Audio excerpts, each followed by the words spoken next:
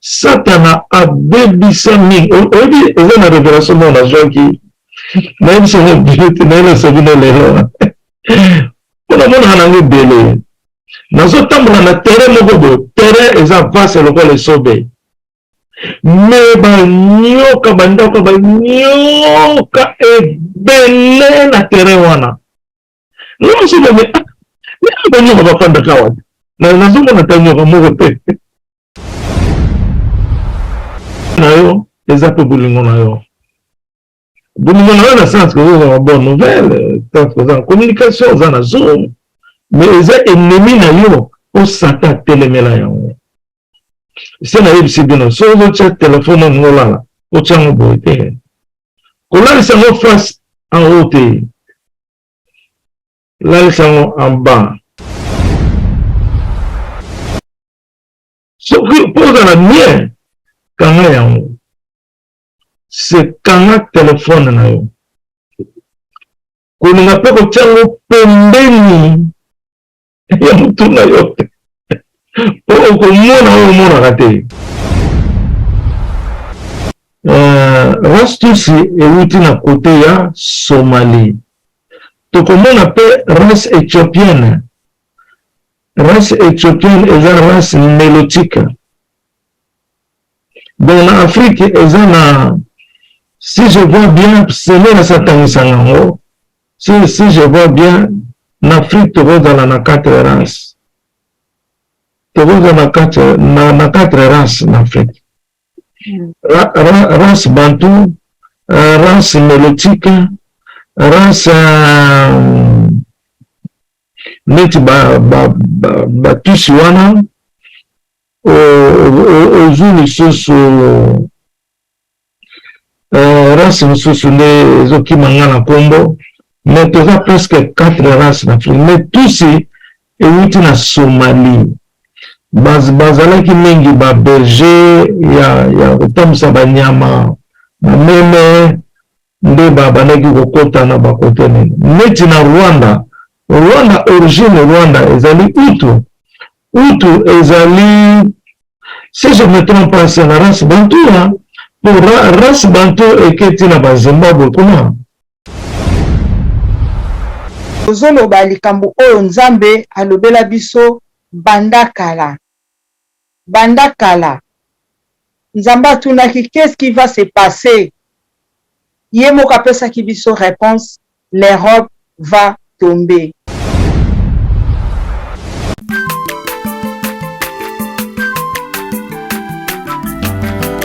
Mwana moto te po akosangai abongwani pete po awangata Nzambe ya le Nazarien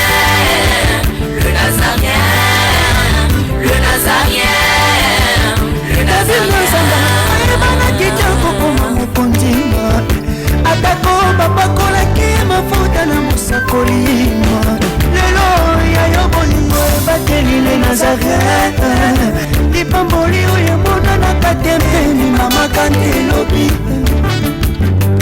kolapie mapapu masopi mafuta tokokisitana elongo na Nzambe oyo babenga na makomi. donc soki ozolanda liloba ya Nzambe eza bonne nouvelle ekolekisa yo ler te ekozongisa yo nsima te ekotia na désordre te mais ekotia yo malamu yango nalingi bino moko boexplike ndenge bamama bautoloba mpe alobi sango malamu wana ezali Papa Eli Nzeza mpona toyeba ete moto oyo bato bazokontinue komaltraite ti lelo Nzambe mpe azotombola mwana na ye ntango bozomaltraite nga bozotinda papa na nga atombola ngai alinga nga oyebi eloko moko bato bayebaka mingi te Dieu est toujours à côté na likambo oyo bato balingaka bato basalaka ndenge na nalobawa Dieu est toujours favorable na moto batuba yinaka. Dieu est toujours favorable na moto batuba yinaka. Parce que batuba yebanga que Nzambe anerito linga na biso dioso ndenge moko.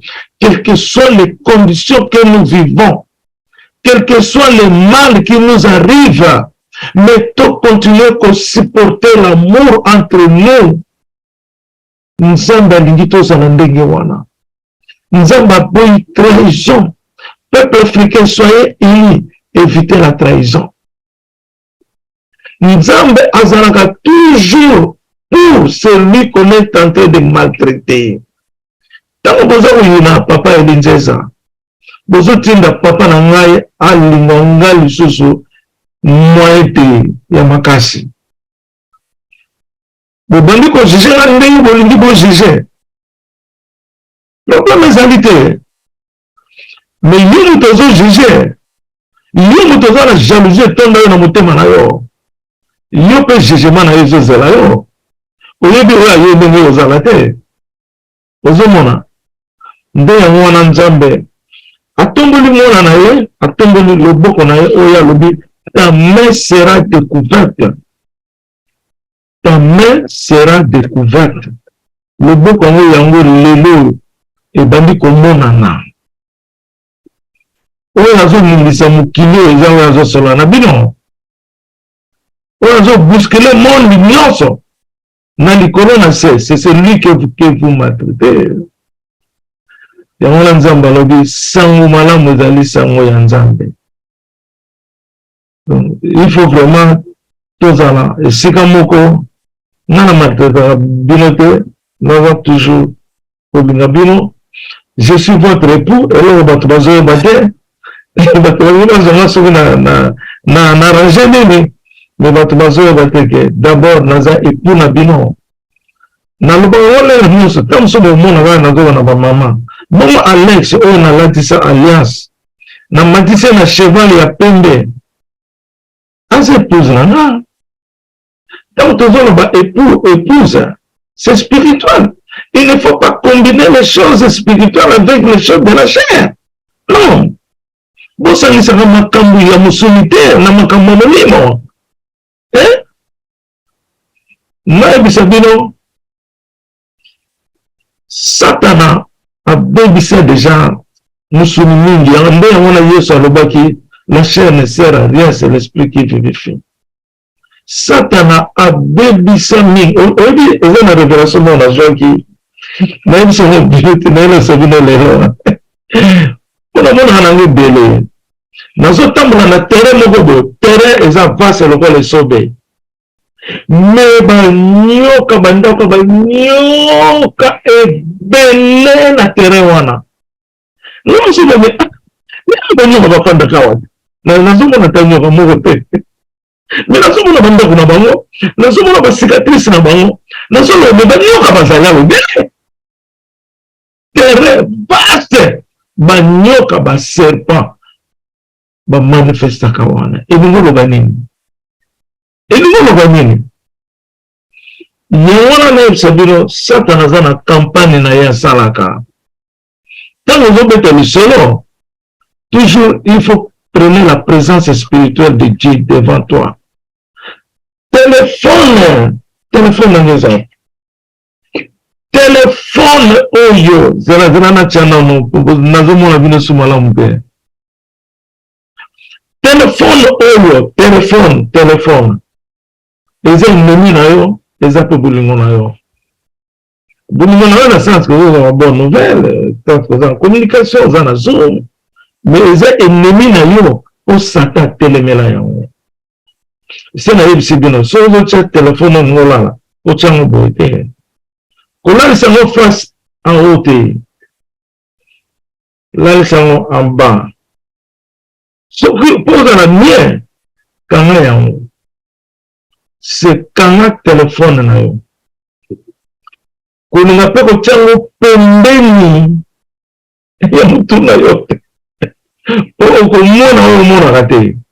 tiens dans la momo ke musika ezala bataki miso za na téléphone téléphone miso pela la moto oka pou e petit canon pou suko ezaki pembe na mutuna yo ochaki ngo bona tolo ba radiation ya téléphone esape malamu te mindele bazolendela bato na ba téléphone oza na téléphone eza na code oyo ezola se pa yo sozo tambola ba yebe pa yo zali ki satana pesa na kati ya téléphone yango kolinga téléphone kuma ngola mina yote chéri na yote zolelo moko normal oyo kolinga liloba sango malamu linga sango malamu parce que yaza na contrôle la vie na yo. Faites attention avec les téléphones. Naina mama awa to brisa téléphone moko soki na lali nyoka linga na kabwe na kota mutu na ngai nazo ko toucher ngate nyoka linga makaona pona nini pona téléphone to brisa ki téléphone tango to brisa ngo na yebisa bino na to brisa ki ngote tango to brisa ngo na yebisa bino to bandi ko yoka ba esprit na bandoki ba bando yemba banzembo dans les meilleurs bozoka bango bazuma banzembo bozoka pe bavona bango kaka pona téléphone to brisé siko makamune desala na kati ya téléphone mwana oyo ngana oloba kombo te awutaki na ndako abimi ayoki bato bazoyemba azonga yebisana bidadi itu ete sana adi ozoka bato bazotia makelele libanda ya ndako awa nalobi te mwana penda azitosh abandi kolanda bango azolanda makelele wana tin na suka kuna abangaki pete mwana moke na age ba 20 ans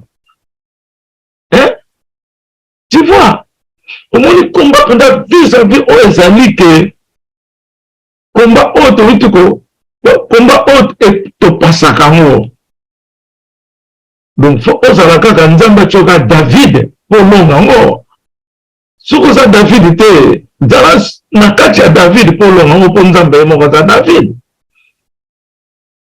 Donc batake eza mingi même na niveau empoisonnement na téléphone bakoki kolesa poison azobisa solo na niveau ya téléphone oyo babrise yo.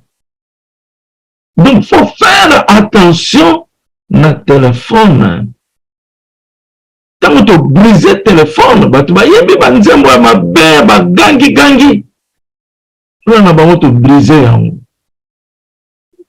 ozomona soki oza na kati ya nzambe te koyeba makambo bwandeni yango na nzambe azoloba sango ya malamu ezali sango ya nzambe.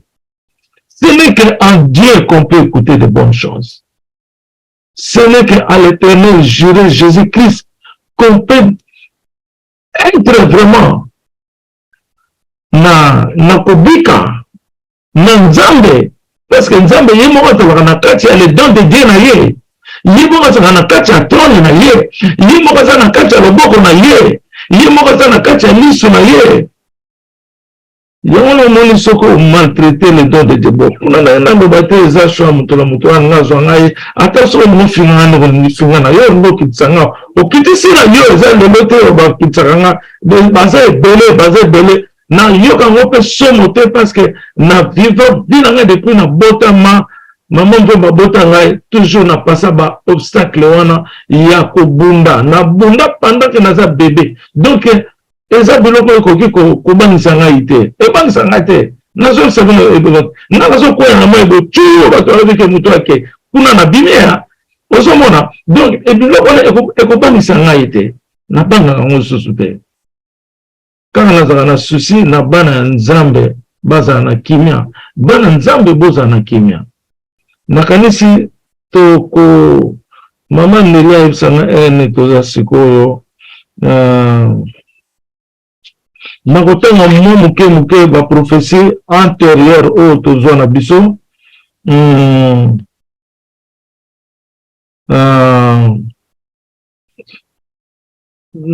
bon nakanisi tiata mingi te eza ba 2 heures de temps te pourtant sopesa na bato na biso ba Bon, on sort 55 minutes. Hein? 55 minutes. Bon, namoni na pemi wana c'est mieux ça pona eza vidéo to opesa ngata na moto mosusu a lancer le biso c'est mieux ça la rane on a tout sur le malembe pour te voyer dans makambo tozoloba c'est mieux c'est mieux. Prochainement le vendredi tu vas préparer makambo to to le balelo to le bangata dimanche. En bref, oyo balelo ke date to chaki ya lelo na thème ya lelo ezoloba prophétie du 29 janvier 2023 d'un événement inattendu et accompli en Turquie. Dieu dit l'Europe va tomber. Donc tomoni sikoyo ke sango malamu oyo tozoloba sango malamu oyo ezalaka ya Nzambe ezali Papa Emmanuel David Elinzeza. Sango malamu bato bakoyoka sango malamu. Écoutez la bonne nouvelle de Dieu. Sango malamu ezowuta na kati ya motoyo na kati na ye eza là où vient le commandement de Dieu na kati na ngai na lubi ngai te mais na kati na ngai là où vient le commandement de Dieu. Ozomona toya koyoka ka bonne nouvelle oyo ekozala esengo mingi po tomona présence ya Nzambe. Mais bosambisaka makambo etali la chair te na spirituel. Il ne faut pas mélanger ça. Ils ont deux choses différentes. Mais ils ont toujours un mariage. Parce que yo komona Nzambe te. Yo komona Nzambe bo. Mutakomona Nzambe za kaka Emmanuel. Mutakomona Nzambe za Emmanuel Jésus Christ de Nazareth. Ye kaka mutayebi Nzambe malamu. Na oyo azosolola na bino mona na ye omona Nzambe ndenge nini yo omona Nzambe ndenge nini yo yebi ye elobi na Papa Robert ntango bino bozobenga Jésus abimelaka bino omoni mpoza sauve mais oyebi ye te tu ne connais pas akoki mpe kobimela lelongi oyo alingi mais oyebi ye pena ndenge azali te mais ntango ye Nzambe aye na image ya mwana na ye oyo eza solo cela veut dire tokomi na la fin du temps. Ça nous montre que nous vivons maintenant à la fin du temps. Makambo ekokisami omona na ye reine fe monana Dieu a tant aimé son fils qu'il a donné. Dieu a tant aimé le monde qu'il a donné son fils qui croit en lui ne périsse pas la vie éternelle. Bon, ce que moi, le roi des rois. Bon, lui, pas qu'on dit, le roi des rois. Lui, qu'on dit, le roi des rois. Moi,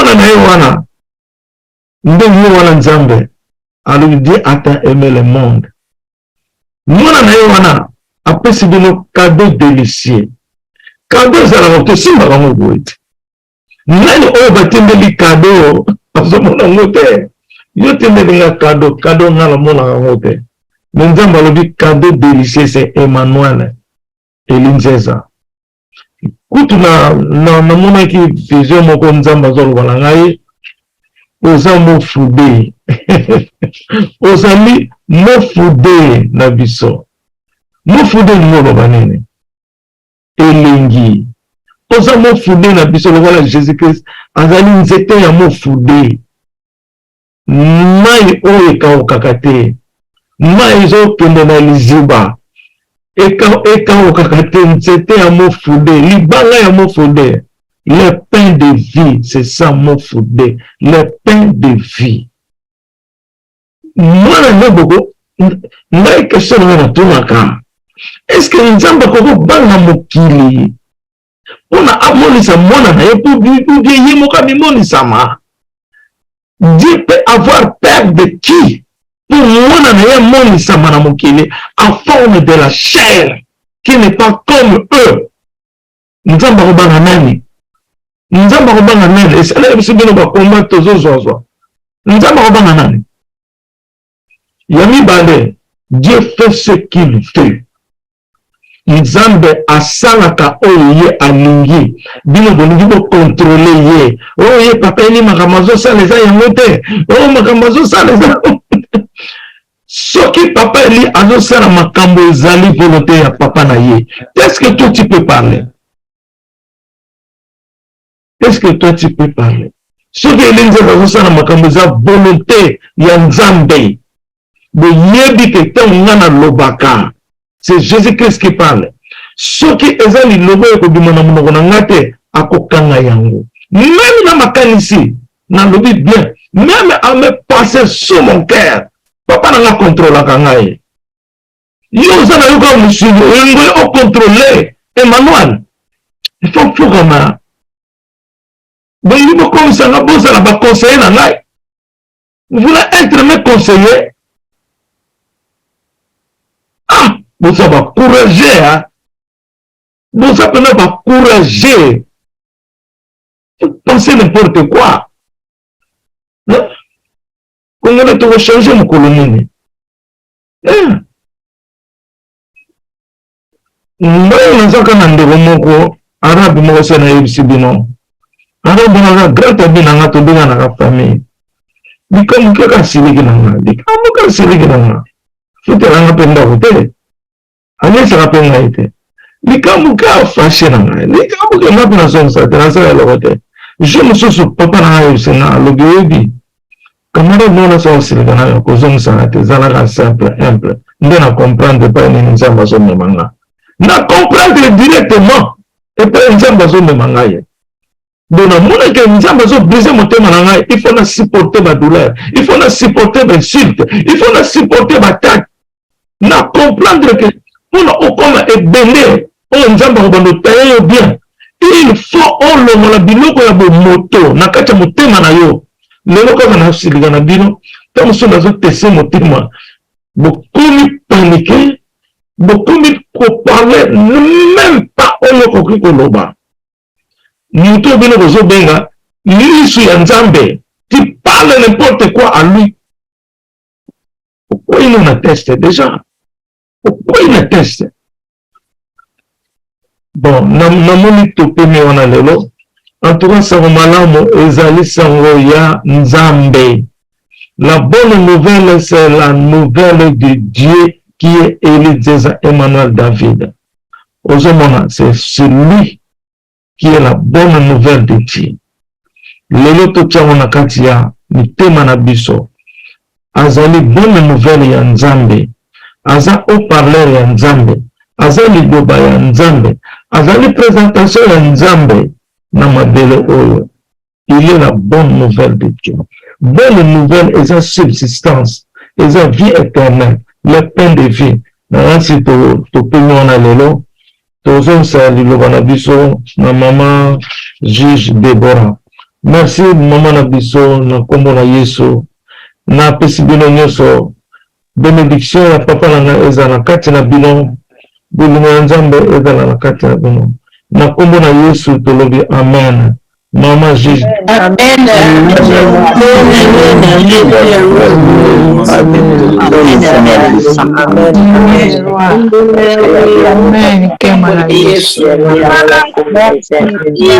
Merci les rois des rois Kope Sanga Liloba. Merci papa. Papa nazaki na motuna moko na lingaki na tuna. Po toyebi ke ya metozwa ekouta kaka epai na yo. Tout à l'heure au lobby, Rastuti, au mituni question moko ke Rastuti et uti wat. Mais au pesi biso bana na obi ya note. Soki okoki ko expliquer biso Rastuti wana ba uta wat. Merci papa. Première question na ngeza yango wana. Amen. Na connaissance na yango Rastuti ezanga uti na côté ya Somalie. Connaissance toza un peu tombolo mingi na information to tombolo mingi na bamboka ya Afrique na kota est na fandi na Kenya 4 ans Rastusi euti na kote ya Somalie tokomona pe race éthiopienne race éthiopienne est une race nélotique. Dans l'Afrique, si je vois bien, c'est là si je vois bien, en Afrique, tu vois dans la 4 races. Tu vois dans la 4 races en Afrique. Race bantou, race nélotique, race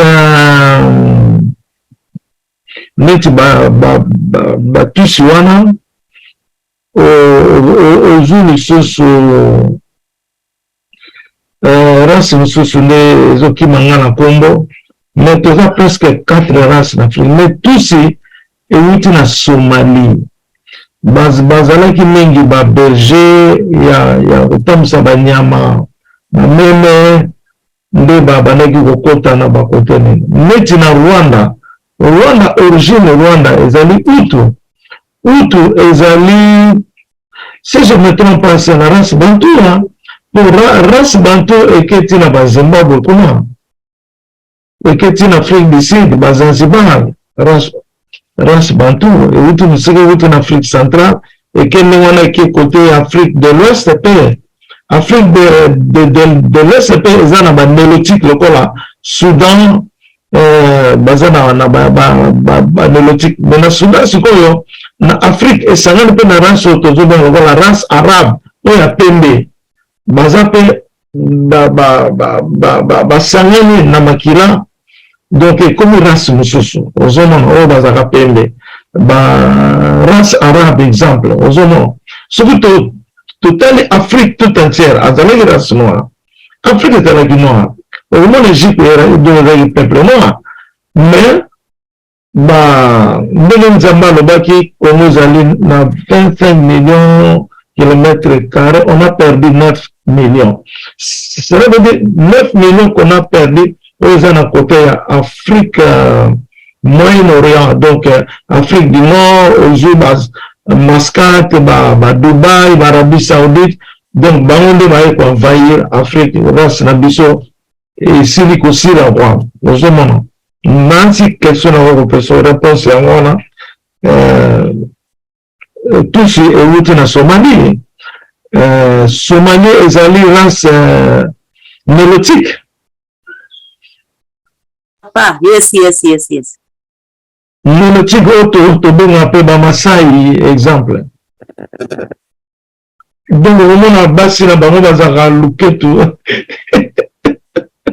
bazalaka moke mibali mpe bazalaka ndenge moko lokola basi bana banzoto kaka ya basi ozo comprendre mais bazogande bino bacongolais na banzoto na bango na ya basi mais bazolonga bino bata makasi omoni ke l'apparence ne fait absolument rien c'est la tête mayele ya mutu batusi baza mayele moi j'accepte ça ba mayele pourquoi parce que balingani bino bacongolais bolingani te yango na mayele sila bino vous faites que vendre les uns les autres mais oyo bazali penza bayokana baza mayele baza pe fort ndenge mondele lelo baza fort ozomona eza na baprésident peut-être ya Uganda akendaka na Canada na baekole ya batusi balai kuna aza koencourage bango batanga bayekola baklasse bazala mayele pour un jour bakoenvahir Afrique ozomona bakoenvahir to Congo lelo baenvahir yango ozomona mais bana na bango baza mayele baoyekola bango osotanga na baklasse mais le Congolais bayana bandenge ba diplomate bana wana baningo kotanga te lelo même na bana na biso basi bakobana bango na l'étranger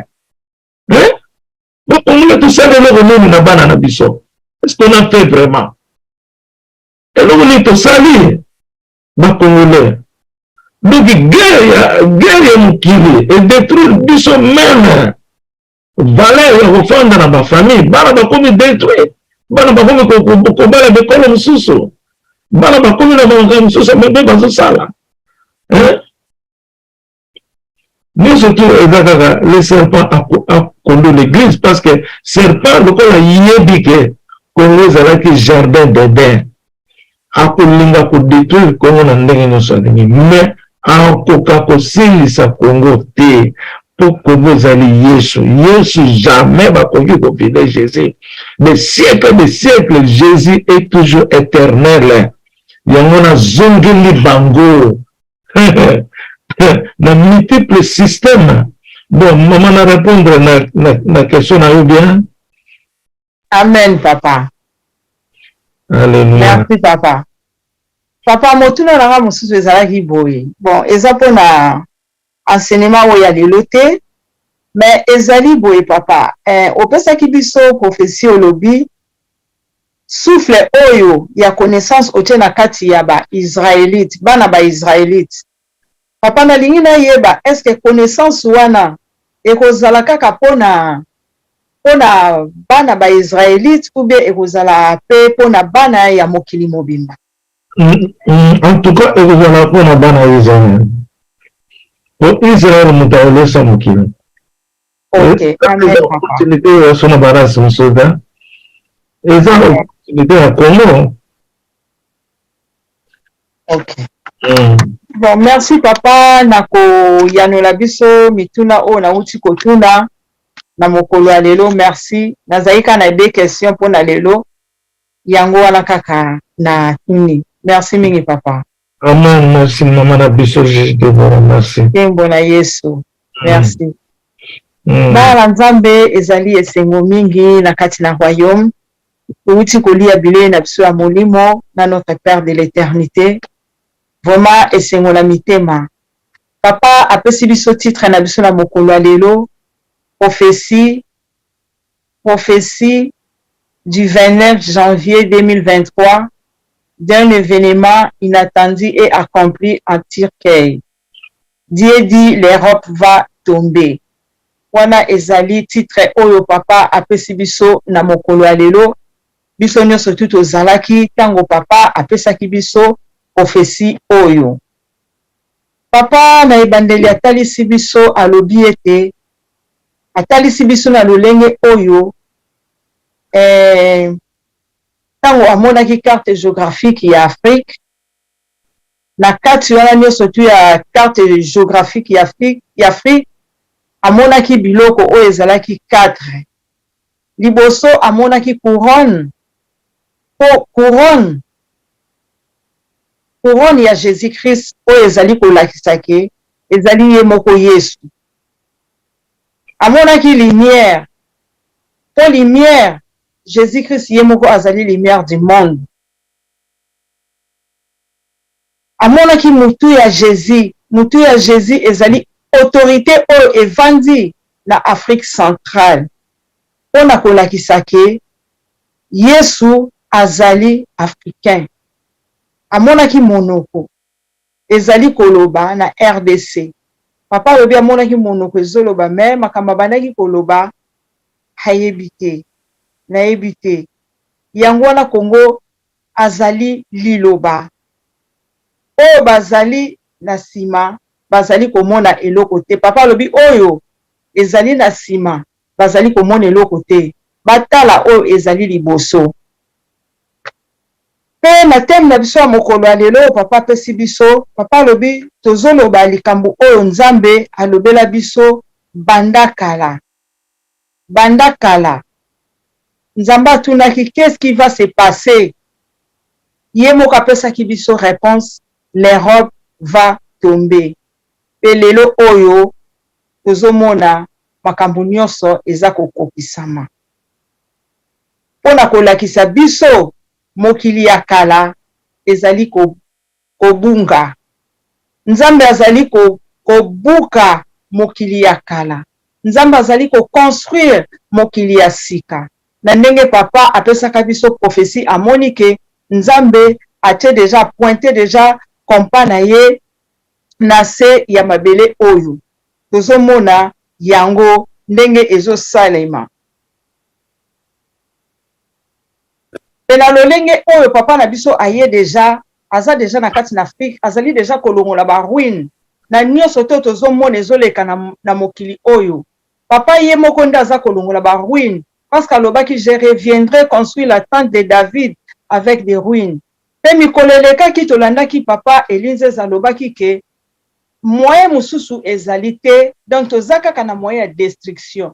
Peuple de Dieu alobaki il y a même pas 3 ou 4 jours passés, tomoni déjà bamakambo yango ekomi kosalema, tomoni oyo eleki na kati na Turquie, mais ezali pasi topartage douleur wana na bandeko na biso oyo basili kozwa likama kati na mboka Turquie, parce que papa alobi ba oyo nyonso tu bakufi bakende kopema na ame na bango ekende kopema na lolenge papa atalisi biso vraiment na oyo nyonso ezwa na kati na Turquie oyo eleki na kati na Turquie, parce que makambo yango oyo papa alobaki ekokisami. Bayebelaka un prophète na makambo azoloba eza kokokisama. Pe papa soki totali liboso oyo nyonso tu papa azolobela biso, tozalaki na baperiode ya bacovid avant tokota na bamaske, papa Elias alobelaki biso nazomona bino nyonso tu bokolata bamaske ekokisamaki. Alobi na biso lisusu drapeau noir eza na likolo, drapeau noir égale matanga. Tozomona ndenge makambo ezoleka na mokili oyo, o azomona te aza aveugle. Donc tozomona ndenge bato bazokufa, tozomona ndenge bakatastrophe naturelle ezosalama na lolenge oyo papa alobaki ke l'Europe va tomber. Tozomona ndenge nzambe azali kofrape mokili oyo, ndenge aza kofrape Europe, tozovivre yango biso tozali na kati ya bamboka oyo. Pe papa talisi biso na lolenge bandeko na biso oyo bazali na kati ya Rwandais. Rwandais bazozwa raison kaka ya nini, bazozwa raison ya génocide. Européens bazoede bango mpona problème ya génocide, po génocide ya Rwanda. Mais papa talisi biso alobi ete les peuples noirs, les peuples bantou, bango nde bazalaki ba esclave oyo basalelaki ba européen, oyo basalelaki ba américain. Mais lelo oyo ba Rwandais bakomi associé na ba américain na ba européen, yango bazali kopaye le prix na mokolo ya lelo, baza kopaye le prix na mokolo ya lelo. Papa apesi conseil alobi na bandeko na biso ba Congolais, to changer mitema na biso, to changer mitema, to longola jalousie, to longola haine. Alobi botala makambo oyo ezali na dikosi te, mais botala oyo ezali na liboso na yo, po ezali lumière ya Nzambe. Papa alobi sima ya dikosi ezali kolakisa bato oyo bazali na ba jalousie, na ba haine, na hypocrisie. Alobi bolongola banyoka oyo ya mwindu ezali na kati ya mitema na biso ba Congolais.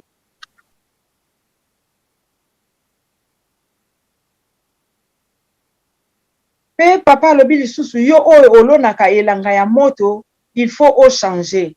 Il faut koyeba loboko ya Emmanuel ezali déjà na contrôle ya mokili mobimba.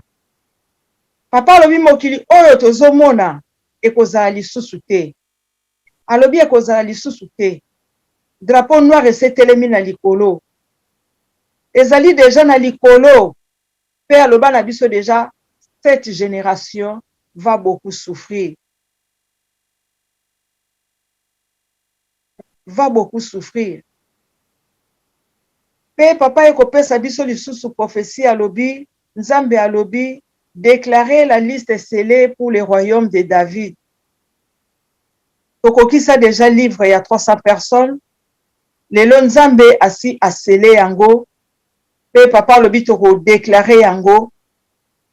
Toko déclarer yango na ndenge Gédéon a déclaraki 300 soldats na epo na bakende kobunda bitumba.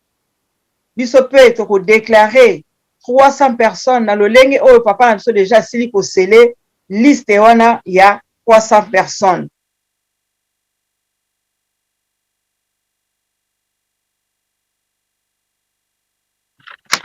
Ok. Pe papa ekopesa biso alobi sango ya Nzambe ezali sango malamu. Oyo azali papa Eli Nzeza. Vive la vérité de Dieu à son trône, dans son cœur. Tolinga sango malamu ya Nzambe o azali Emmanuel David Eli Nzeza. Papa alobi batu oyo bakoyamba Eli Nzeza baye kovanda na trône oyo ezali Jésus Christ. Toyeba moto oyo bazali ko maltraiter bien-aimé. Moto oyo bazali ko maltraiter. Nzambe aza kotombola ye le jour au jour. Azo tombola ye mokolo na mokolo. Pe papa lobi, Dieu est toujours favorable na moto oyo bayinaka.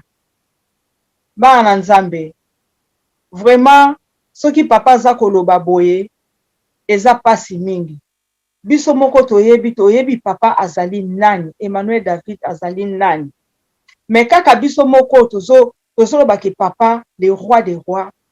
Mais na sima mu Congo, toza na ba doute, tozoloba n'importe quoi. Vraiment ezosala esengo te. Il y a un seul conseil de Dieu. Il est mieux que mieux. Nani o akoyi kozala conseil ya Emmanuel? Ako conseiller na nini? Ako conseiller na nini? O aloba na ye nanu nini? Ye moko aza liloba. Liloba deja ezowuta na munoko na yo. Ye moko nde mutu azoloba na munoko na yo. Mais yo siko ko conseiller na nini? Oloba na ye nini? Il faut toyeba ke Nzambe asalaka oyo ye alingi. Asalaka oyo ye alingi bana na Nzambe. Totika kotiaka mosapi na miso ya Nzambe eza malamu te. Eza malamu te. Ou ozoloba par plaisir, ko bayoka yo olobaka, ou ozoloba, mais oyebi te ozoloba aza nani. Ta mutu ozoloba, balobi avant obimisa maloba na ona munoko, il faut tourner nanu lolemu na o 7 fois. Si molobi. To salela banzoto na biso te ndenge papa zoloba. To sangisaka makambo ya nzoto ya musuni na makambo ya esprit te. Parce que toyebi bien musuni na esprit e marchaka te. Nzela moko te. Esimbaka te. Yango la bien aimé, toyeba vraiment que tozala na respect. Tozala vraiment na respect liboso ya Nzambe. Toyeba kobanga Nzambe. Na lere Nzambe azoloba ke o azali trône na ngai. O azali sanctuaire na ngai. O azali ndaku na ngai. Oyo azali invitation na ngai na kati na lisu na ngai. Azali linu na ngai moko ebunga. Azali loboko na ngai. Bien aimé. Aza Nzambe ye moko. Mais tozobosana. Tozokota na kati ya mosuni. Tozokota na kati ya mosuni. Vraiment to bima na mosuni. Parce que papa lobi, toza lisusu na première sens du monde te. Tokomi na deuxième sens du monde. Vraiment to vivre na kati ya deuxième sens du monde. O ezali esprit. Premier sens du monde ezali la chair. Totiki ya monde na sima. Na ndenge mokili oyo. Tokomona kango lisusu te. O nusutu tomona lelo. Tokomona kango te. Yango la bien aimé biso ba na Nzambe. Grâce au papa pesi biso. Vraiment mingi tozo bosana. Et toza na grâce moko ya munene. O tozwi liboso ya Nzambe. Mais biso moko tozo bebisa grâce wana. Tozo bebisa grâce wana na oyo etali kaka banzoto oyo eza na ngoma bele. Tozo bebisa yango. Na yango na peuple de Dieu, papa pesi biso un cadeau délicieux. O ezali mwana na ye Emmanuel David Eli Nzeza. Bongo to mona ya en live te. Cadeau délicieux wana. To mona ngo te. Balobi oyo akokroire na ye akozwa vie éternelle. Vraiment bana Nzambe ezali pasi koyoka papa à chaque fois azoloba kaka ba oyo ya ye. Mais faut toyeba rango bien. Papa alobaki na biso makambo yango ekobanda nanu kaka na kati ya royaume. Jugement o mama na biso beba alobaki de juin juillet. Avant tokoma ekobanda nanu kaka na kati na royaume. Tozo passer ba test. Papa zo passer biso ba test. Mais tozo kweya. Parce que toyeba ke foi na biso za na ngwa ndirete. Parce que ceux qui foi na biso za ki andire na ba test papa zo passer biso ah tolinga tozala blende mais tozokoya na bateste ya mokie kaka oyo papa azopasse vraiment yango nakokaki koloba na mokolo ya lelo tika ete bien aimé sango malamu oyo azali papa Eli Nzeza sango malamu ezouta na kati na ye esika oyo commandement ya mokili nyonso tu ezalaka aza sango malamu toyeba koyamba yango na kombo ya tata ya mwana pe ya molimo mosantu amen bana na nzambe Amen. Amen. Amen.